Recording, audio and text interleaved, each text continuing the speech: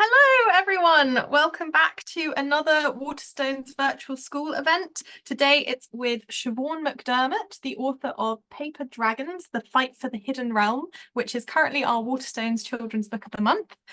Paper Dragons follows 12-year-old Zi Ging as she enrolls in Hokwo, a mysterious underwater school, but you'll hear more about that from Siobhan in a moment. So she'll be talking today about her writing process, her inspiration, and most importantly, her lovely, lovely book.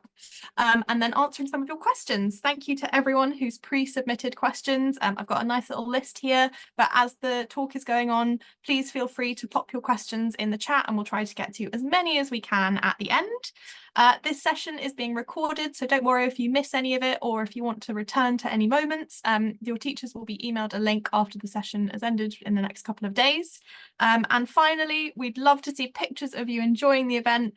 So if you do have any, please share them online using the hashtag Waterstones virtual event and tagging at Waterstones.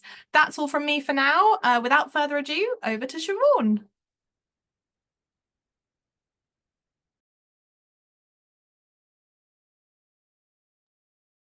Hello, hi everyone. My name is Siobhan McDermott, and I'm the author of Paper Dragons, The Fight for the Hidden Realm. So, what we're going to do today is we are going to explore the world of paper dragons together, and then I'm going to tell you exactly how authors come up with brand new ideas using their own lives, their memories, and experiences to create magical new worlds. Now, Paper Dragons is a world filled with dragons that breathe lightning, there's age shifting teachers, and there's even jellyfish that float in giant bubbles. Despite that, the world of Paper Dragons is inspired by a lot of real places. The most important place for me is Hong Kong. So, Hong Kong is where I was born, and it's also where my mum's side of the family still lives. Just going to move this onto the next page. There we go. Great. So, if anyone has a copy of the book, you'll spot that Paper Dragons includes both my Irish name, Siobhan McDermott, and my Cantonese name, Matsuwan. Suwan means comfortable cloud, and in Cantonese, you always put the surname first, Mat, which is why Ziking, when you say her full name, it's Young Ziking, Young being her surname. When I was growing up, I was really, really lucky that I would get to hear stories in English from my dad, and then also stories in Cantonese from my mom. In fact, one time, my friends and we were arguing over which story to hear, and one of the mums offered to read a book and do one word in English, the next word in Cantonese, and just kept going like that for the entire story. I'm really, really impressed she was able to do that. So I really loved living in Hong Kong. So what I've done for Paper Dragons is I've brought in all my favorite food from Hong Kong, as well as my favorite bits of the city, and combined them to create a magical new world. Now, there's someone very important I'd like all of you to meet. This is Ziking. Ziking is the main hero of Paper Dragons.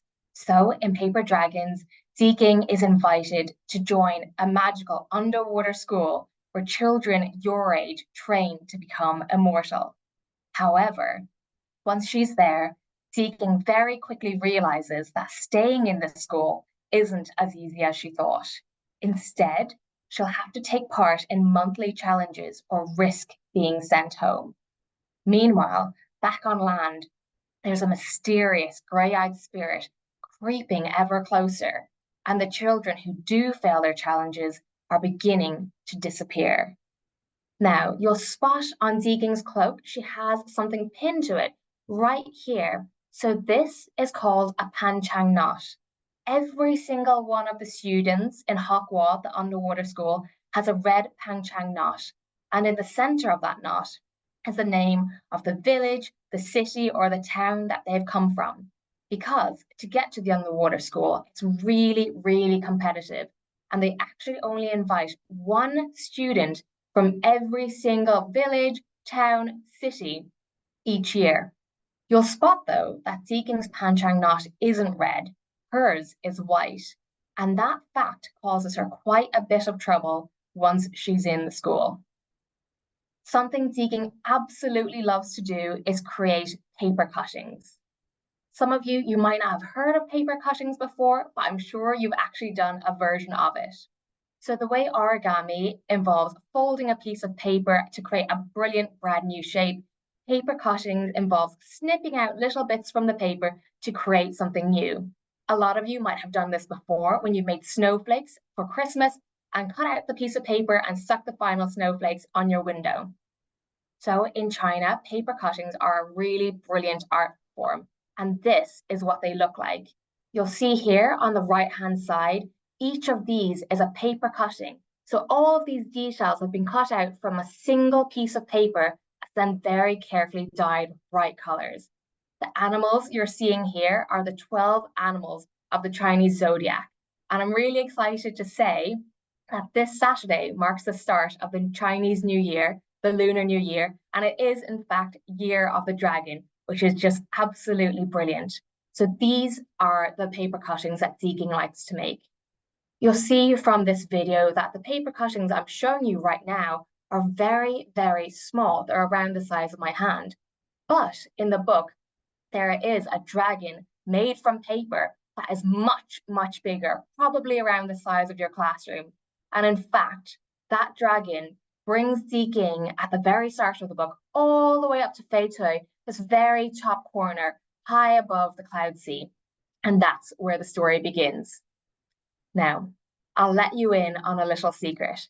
This map of Wingyun, which is Ziking's world, anyone who actually lives here would love to have a copy of this map, because this map, as well as showing the 6 provinces, so we have the glass province, the gold province, the silk province, the paper province, the carved lacquer province, and the porcelain province, it also includes exactly where Hockwall, the underwater school, is. So that's down here on this left-hand side corner.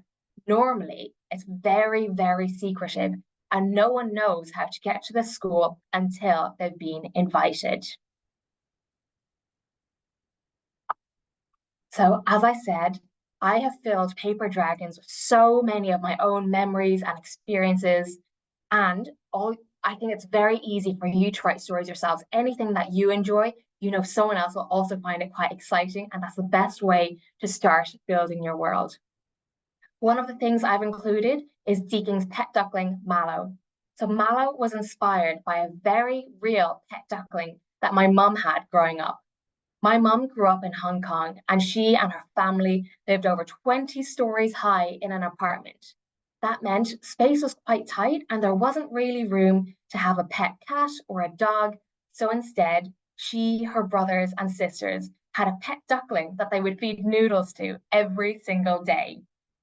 Now, in the book, Mallow, he does like noodles, but his absolute favorite snack are sunflower seeds. And the reason I chose sunflower seeds is because when I was growing up, each time we met for a big family meal, once we were bored of listening to the adults talking, my cousins and I would sneak into another room and there would be 9 of us fighting over a single packet of sunflower seeds.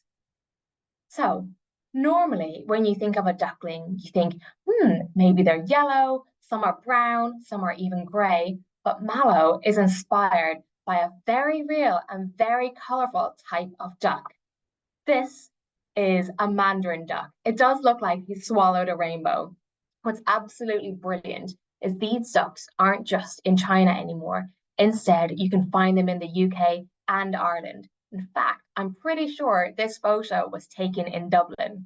So the next time you're in a park and you pass a group of ducks, make sure to just stop for a minute and try spot if there is a mandarin duck swimming amongst them. Another thing from Hong Kong that I really loved and I brought into my book were junk boats. So junk boats are this one right here in the foreground with the bright red bat-like sails. A lot of people, when they think about Hong Kong, they imagine that it's a huge, busy city. But in fact, Hong Kong is made up of over 260 islands. And that means the very best, fastest way to travel between the islands is normally by boat. I was really, really lucky to be able to go back to Hong Kong this Christmas. So I filmed a short little video showing exactly what the junk looks like. Great, so you can see here This is the junk boat sailing across Hong Kong Harbor. So, in Paper Dragons, each month, Seeking and her friends, they have to take part in a monthly challenge. Each time they're ready for their challenge, they gather on a junk boat that looks just like this, and then they're told where they're going to go for that month's challenge. Another type of boat that I really love from Hong Kong and I've brought into the book are dragon boats. Every single year in Hong Kong, there's a dragon boat festival, and it's always so exciting, and there's so much noise and music. But the noise doesn't just come from the teams rowing their oars splashing in the water. It also comes from this guy right here in the front. At the front of every single dragon boat, there's a drummer, and it's the drummer's job to keep a beat going, to keep everyone's energy levels up, and to also make sure the entire team are rowing at the same time.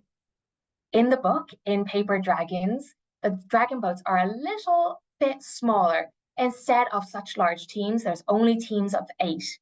But you can see from this photo that actually you can fit 20 people onto a single dragon boat. Dragon boat racing also needs so much energy. I have a friend who takes part in races in London, and one time after he had finished his race, I met him for dinner and he had used up so much energy. He had to have 5 dinners, and I just watched in amazement as he finished one, and then the next, and then the next, and then the next, and then the next. And he almost had room for dessert as well. So again, when I was in Hong Kong, I spotted a real dragon boat. So you can see just how big they are. They're really, really long. So you do need all 20 members of the team to join you and help you carry it into the water. So now that I've introduced you to a little bit of Seeking's world, I'm going to read you a small part from Paper Dragons. While I'm reading, I would love you guys to imagine you were Seeking and start thinking about what you would do if you were put in the same situation as her. So just to let you know, what I'm going to be reading from is a small section from chapter 3. Up until now, quite a lot has already happened.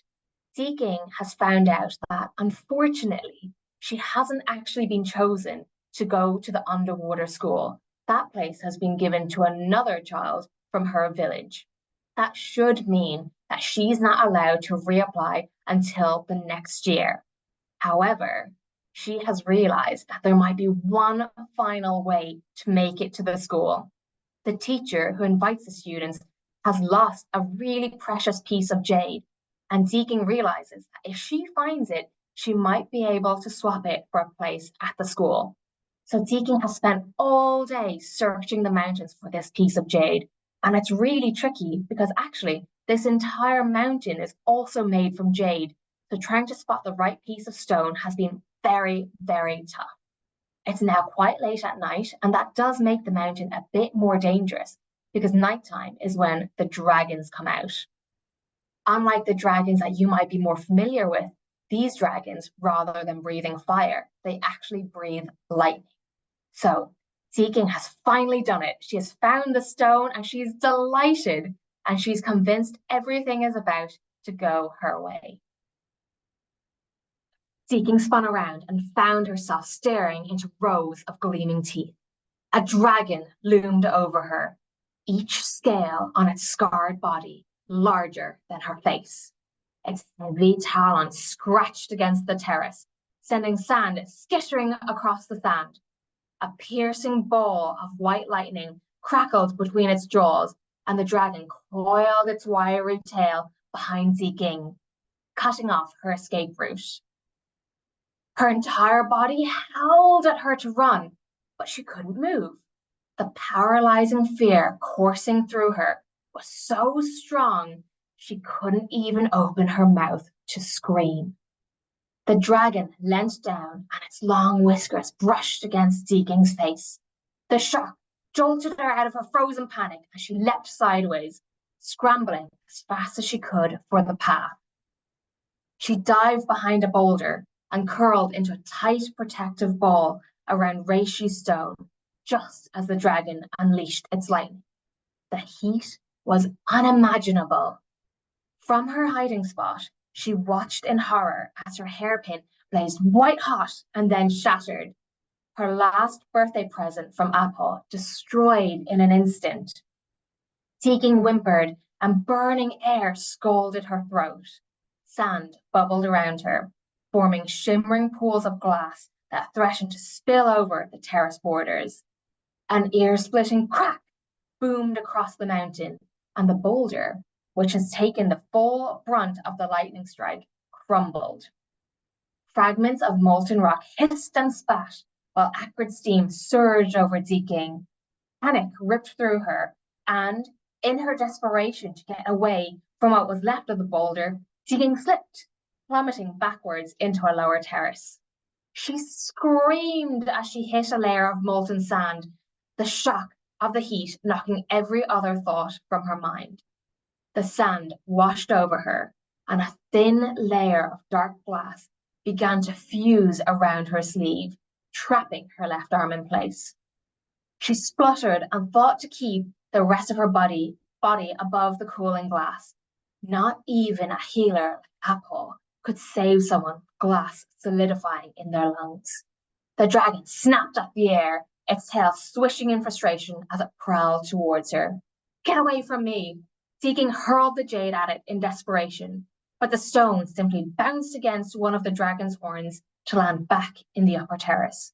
The air filled with crackling heat, and her vision blurred as more lightning swelled at the back of the dragon's throat. Oh, yeah, so quite a cliffhanger I'm leaving you on there. But like I said, I'm now really curious to know what you would do next. If you could get your teachers to type it into the chat, I want to know if you guys would maybe try fight the dragon, or maybe you'd come up with a really clever way to escape at the last minute. Or maybe one of you has a secret magic power that no one else knows about, and now this is your chance to use it and get away from the dragon. I'd love to know what you guys think.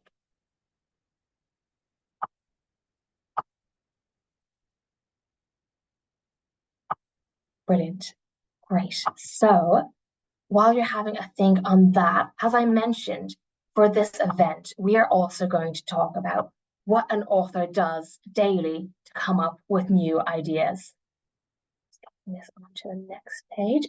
Seems what we should do more reading. Here we go. Perfect. So you'll see here the number 43 and 3. Now, I'm going to let you guys in on a secret. The number 43 is the number of chapters in Paper Dragons, but this teeny tiny little 3 on the other side, that is the total number of chapters that have stayed the same from the very first time I wrote this story to the version that's available in bookshops now. Because no one ever writes the perfect story first time around. Every single one of your favorite authors, they will have at one point changed either a character, a conversation, or even several chapters. So that means if you're ever in English class and you're asked to do a bit of creative writing and you don't quite love what you've come up with, that's fine. That just means you're already thinking like an author. What an author always does is they read back over what they've written and go, I think I can make this more exciting. I think I can make something more dramatic happen in this chapter. So you have to, if you want to be a writer, come up with ideas and then fix them again, and give them one final polish. Now, I'll tell you something though. It is really important as an author to have new, fun ideas, but you don't actually need to be a good speller. I have really, really rubbish spelling, and sometimes when I'm first thinking of an idea, some of you might be like me, I don't even write in full sentences. I'm just so excited to get that idea out of my brain and onto a piece of paper. As well, sometimes people might think that if you're dyslexic, you might not be able to be an author. But in fact, some of my absolute favorite authors who are writing today are dyslexic. And it just shows that that doesn't stop you at all. In fact, when you are an author, you actually work as part of a team. There's so many people involved. So, like I said, as an author, your main job is to come up with brand new ideas, the worlds, the characters, the stories that people are going to enjoy. Now, if you are someone who is brilliant at spelling and you're someone who can always spot the little mistakes or changes that no one else, none of your friends pick up on, you might want to consider being an editor. An editor works really closely with an author to make the story the best possible version it can be. So sometimes when I write a book, I might make a mistake. I might start a chapter where it's midnight, but then half a page later, the sun is shining. It's the editor's job to help me spot those mistakes and make sure they don't appear in the finished book. Another option, if you really enjoy drama or you're really confident as a public speaker, something quite new and exciting is you could consider being the audiobook reader. Now, the audiobook reader has such a fantastic job. It's up to them to read the entire book out loud and fill each sentence with so much excitement and energy. So it's just as fun for anyone listening as it is as if they were reading it themselves. Imagine being able to just be paid money to read books. I think that's such a brilliant job. And it's also really helpful because I'm sure some of you, like me, I get really bad travel sickness. So I'm never able to read when I'm on a bus, on a car, or even flying. So that means I love having audiobooks with me. I can keep, even if I've gotten to the airport, I can read a few chapters, but then when I'm on the plane, I can keep going with the audiobook. And then finally, of course, the illustrator is so important. The illustrator for my book is Yu Zhengkai, and she has done such a beautiful job with designing the cover of Paper Dragons. Even on the back, there's a great dragon boat that's just so beautiful. She also helped me with this map on the screen right now. You can see how much detail she's put in. You can see the forest, the mountains, even where the waterfalls are in this world. Very, very quickly, I'm going to show you the original version of this map that I sent over to her. So this, you can see, is a much more simple version of Wengyun. So you can really tell how an illustrator helps bring this to life. To create this map, again, as I said, my book is filled with my favorite places, memories, and experiences, and the map is no different. What I did was I actually traced out 3 places. The first one was Lantau Island, which is the island where I lived when I was still in Hong Kong. The second one was Discovery Bay, which is the exact part of Lantau Island where I lived. And the third is Wicklow in Ireland. So County Wicklow, Lantau Island, and Discovery Bay. I traced those out and I cut those out with a pen. I drew them out with pen and then cut them out with a pair of scissors. And then I stuck them together. I placed them up against a window so I could see it. Put that together, traced it out, and created a brand new world. So I'm quite curious. I know there's quite a few people from Ireland today. I want to know if you can spot. Try when you get a copy of the book at home, see if you can spot exactly where the outline of Wicklow is. That's always my favorite part. So, as you guys now know, I have filled Wengyun Ziking's world with so many of my favorite things. But no book should be full of just nice things. There does have to be villains. There has to be things that the main characters don't like, that they find scary or awful. So, in the very same way, I have put in certain things that I don't quite like into the book. The first thing I've put in are macaque monkeys. Now, in Hong Kong, there's a place called Malo San, which translates as Monkey Mountain. And I think you'll be able to see why. This right here is Monkey Mountain. It's filled with monkeys and they just lie across the path. They have little chats with each other. They have their entire day while you're walking between them. You'll see in the corner that that man is carrying an umbrella. And the reason he has an umbrella is because sometimes the monkeys are so cheeky and so nosy, they'll come right up to you. And the only way to get the monkeys to leave is if you pop open your umbrella and that little pop sound gives them a start and go, okay, fine, I'll stop being so nosy. I'll go back to the other monkeys. I will say though, that doesn't always work. One time, my mom and I were walking around Malo-san, and there was a huge monkey stretched out across the entire path.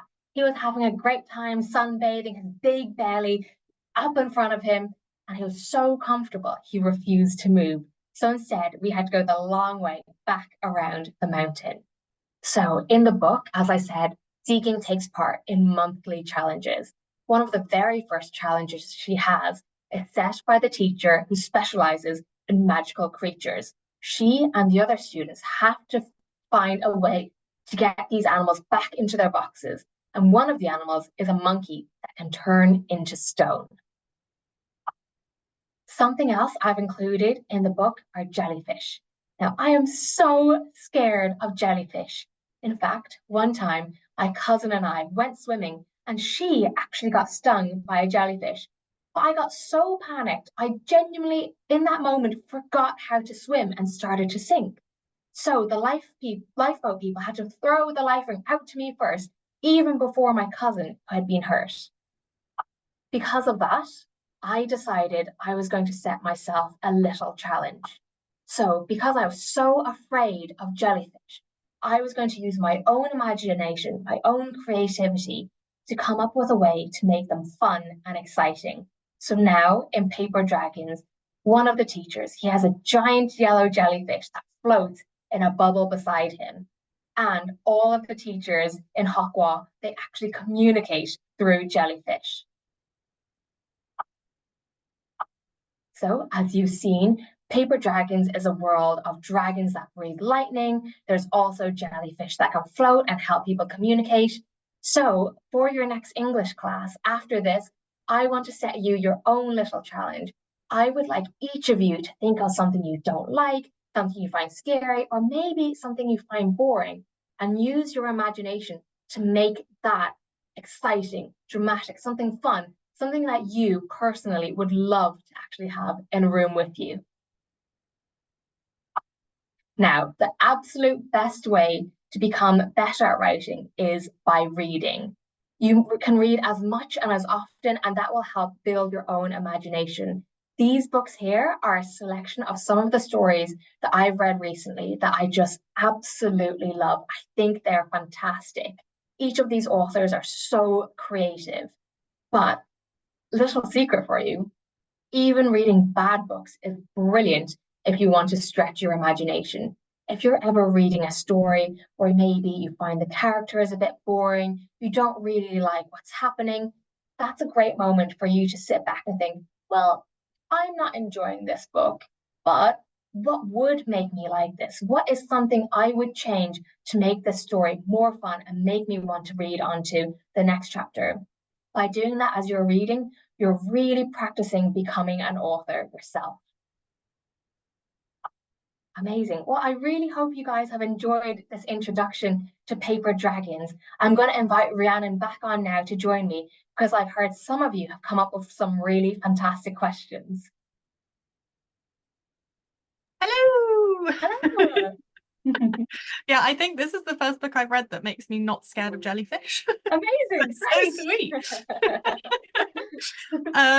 So now we're going to get to some of the questions that have been pre-submitted, but like I said earlier, please feel free to use the chat function to pop some more questions in, and we'll try and get to as many as we can. So let's start off with a question from Morgan's Vale and Woodfalls in Salisbury, who asks, who is your favourite character in the book? That is a great question. So I'm going to be a little bit cheeky and give you two answers. One of my absolute favorite characters is Mallow, Seeking's pet duckling.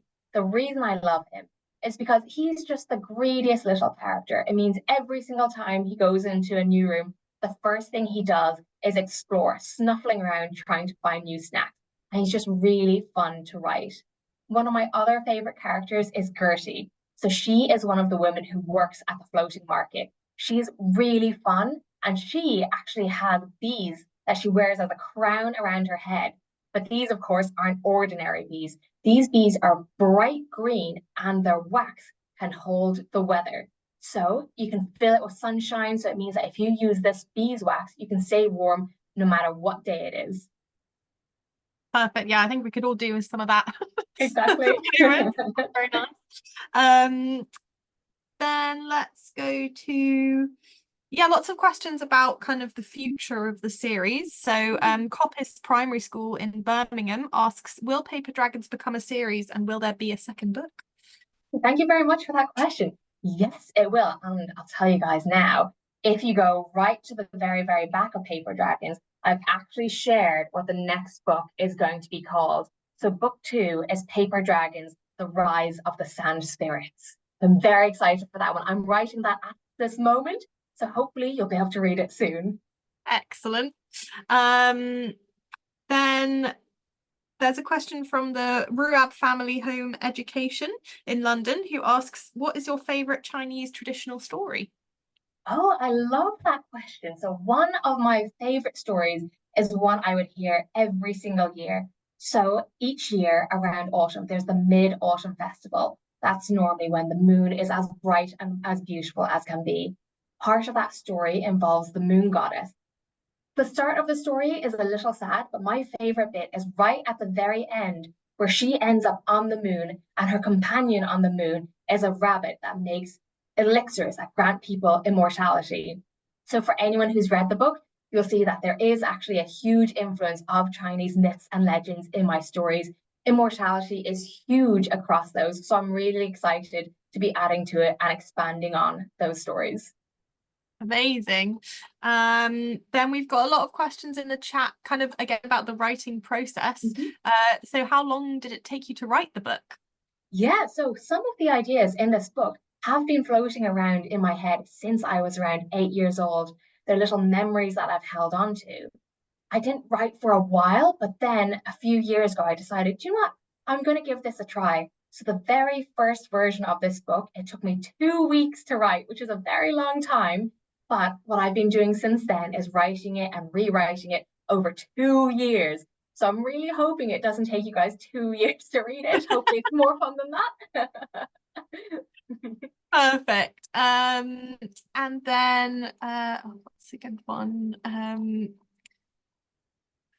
Yeah, so Gab Balfour Primary asks, what is the hardest part of being an author? Oh, hardest part of being an author? That is a great question. I think the first time you write a story, that's always the easiest because you have pure imagination. The world can go anywhere. So a lot of the times, there's two groups of authors, authors that plan it all out in advance and authors that don't quite know, and it's up to the characters to tell the author exactly where to go. I think beforehand, I very much was someone who would write and I would rely on the authors to tell, or the characters even, to tell me where to go. But that can be quite tricky because sometimes that can lead you in directions that you go, actually, I don't know if this is the right way for this story to continue. So you have to come all the way back again. So now instead, what I do is I write out what is the main thing that's going to happen in every single chapter. I write that out as a single sentence. And then I have 3 sentences going into a little bit more detail because writing that out as a single page and you can scan through it and go, yes, I'm really happy. All of these adventures, all of these challenges work together rather than writing hundreds of pages and then go, oh no, it doesn't work, and then having to restart from there. So I think learning to write that way was the challenge for me, and I recommend it for anyone. Yeah, that sounds like very good advice. Yeah, Writing can be very tricky. exactly. Well, I've just seen we've got a school tuning in from Uganda, which is Oh, incredible. Hello, brilliant. everyone there. Oh, there's a question from Curtis at the Woodlands Primary School in Sheffield who asks, are the cultures of Hong Kong and Ireland similar or different? That is a great question. So I would say there are more similarities than you think. As I mentioned, like in Chinese mythology, there's such a focus on immortals, either people trying to become immortal or the immortals themselves going off and having brilliant adventures. But a lot of anyone who's tuning in from Ireland today, they'll also be aware of the story of Usheen and the land of Tir na Nog. So there again, there's immortals. When Usheen goes to Tir na Nog, he becomes effectively immortal. And it's only when he goes back to the real world that he loses that power. So it's a surprising link, but it's one that as I was writing, I suddenly realized, wait, there's so much here. And I think both Irish and Chinese culture is so rich in terms of like folklore and fairy tales. Absolutely. I think it's really nice you say at the end how you brought in how you interwove them. If you talk a little bit about like the names, I found that so interesting. Yeah, exactly. Thank you. We have a few questions about the logic of paper dragons. So I had a question, I can't find who asked it, but how is there a waterfall underwater? They asked. Is great. So actually that one I will post it on my Instagram later because I can't remember the name of it. But there is somewhere in the world where there's an optical illusion. So the way the sand moves under the water, it does look like there's an underwater waterfall. So the way it works in this world, it's the flat level of the water, the top of the ocean is very calm, but right beneath it is a very strong waterfall. So when you look at it, it might look okay, but if you touch it, you will plummet down towards the bottom of the waterfall. Not a safe place to hang around, I think. No, definitely not. Avoid it if you can. Yeah. And then Max at Woodlands Primary asks, how does the paper survive underwater? So the paper, that one doesn't go underwater. So we have different dragons for different areas. But the way to get into the school, the entire school is made from glass. So it's brilliant. It's almost as if you are underwater. You can see like dolphins, turtles outside you, outside your classrooms, but all the students are protected within glass. That means if they do bring paper down through the main staircase, that paper is totally safe. Except in the dragon boat race, and then Yeah, exactly. a little bit more risk. Then a question from St. John's in Bath, who asks, what inspired the main, I guess they say the character's name, so Ziging, but maybe Yeah, that is a other great names as well. question. So, as I mentioned, in Cantonese, you put the surname first. So, her full name is Yeung Ging, and Yeung Ging is actually the name of the Bohemia flower that's on the Hong Kong flag. So, her name is really just a little reference to Hong Kong because I love it so much. Lovely. Then oh yeah, a question about from Nick, who asks, why did you choose this genre? So I have always loved fantasy adventure. That has been the genre that stuck with me. Like when I was reading middle grade myself, I found that the most exciting because I think once you have magic, the story can go absolutely anywhere. The author and the reader can have so much more fun because you never quite know what's going to come around next in the next chapter. Absolutely. Then St Mary's C of E Primary School in Suffolk asks, who was your favourite author when you were in primary school? That is a great question. So again, I'm going to be a bit bad and choose two answers rather than one. So one of my absolute favorite authors is another Irish author called Owen Colfer. When I had first moved from Hong Kong to Ireland, Ireland to me was so different. I was really used to like big cities, big buildings. So Ireland, when I moved there, I moved to Wicklow, totally different. But then I found the Artemis Fowl books.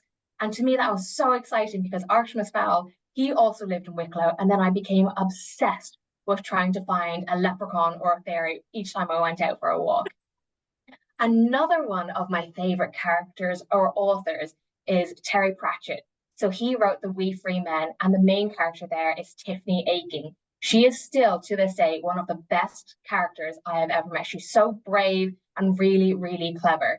And actually, I'll let you guys in on a little secret.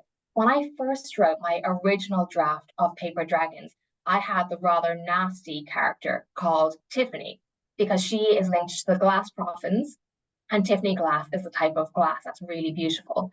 But each time I wrote her saying something quite mean or nasty and had her being called Tiffany, it just didn't work for me because I kept thinking of Tiffany Aching. So instead, I switched her name to Iridil, which is another type of glass, and I was much happier with that. Just imagine Tiffany Aching storming in saying, hey, that's not what I do. Exactly. Okay, time for one last question. I think, yeah, it's nice to end on this one. A lot of people have asked it, but the most recent one is Laura, who says, what made you want to be an author? I love that question. So I think similar to a lot of other authors, what made me want to be an author was just I loved reading so much. And I don't know about you, but sometimes you find a series and you're so excited, you're like, great, there's three or four books, I'm going to read all of them. And then suddenly you go, hang on, I have to wait another year for the next book to find out what happens. So I think sometimes I couldn't wait. So I started writing my own stories instead, just to fill the time in between. And I loved doing that so much. Amazing. Well, yeah, I think that's just about it for us now. I just want to say massive thank you to you, Siobhan, for such an interesting presentation.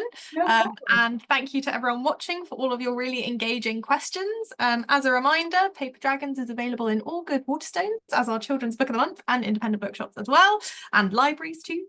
So please pick up the book. It's incredible. And if you've enjoyed today's presentation, please share pictures with us because we'd love to see them. Thank you, everyone, and enjoy the rest of your day. Thanks so much, everyone. Bye. Bye. Bye.